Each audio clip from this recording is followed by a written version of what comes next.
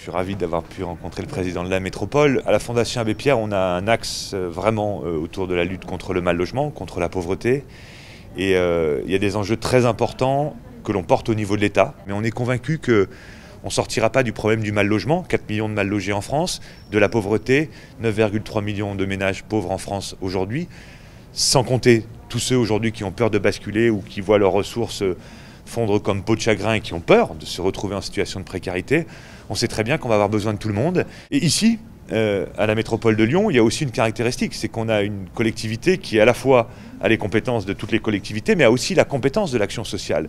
Et en discutant avec le président, on se disait qu'il pourrait y avoir des expérimentations, il pourrait y avoir des actions qui peuvent être menées dans le domaine de la lutte contre le mal-logement, pour la politique du logement d'abord, peut-être dans des expérimentations pour montrer qu'un RSA plus élevé pour les jeunes, ouvert aux jeunes, couplé avec la question du logement, pourrait peut-être donner lieu à des parcours où on offre des perspectives aux personnes en situation de fragilité.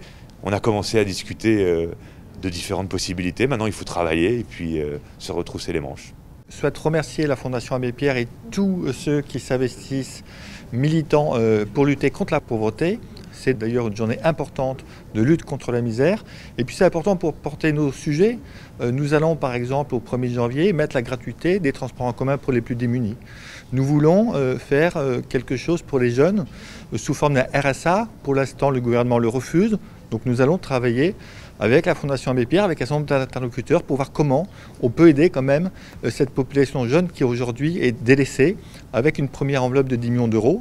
On souhaite aussi travailler sur la prévention des expulsions locatives et donc on a énormément de sujets sur lesquels on peut avancer pour lutter contre la précarité qui est aujourd'hui encore plus prenante que d'habitude avec la crise de la Covid qui a encore mis ces publics en grande difficulté. Et aussi la question de la mise à l'abri des publics qui dorment dehors.